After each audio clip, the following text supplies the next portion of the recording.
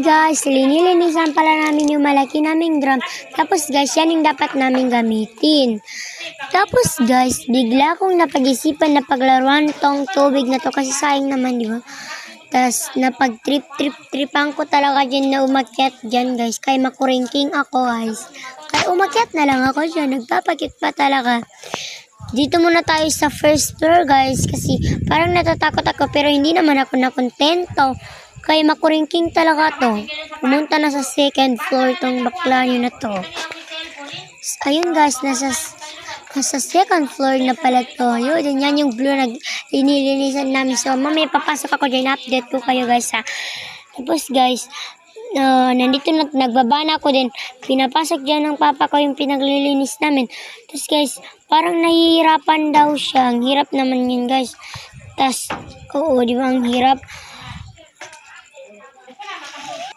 Oh, tapos yung pinsan ko tatawagan lang dyan silang dalawa ng mama niya. Tapos ang hirap daw hilain, sabi ng papa ko, ang hirap daw hilain ng ano.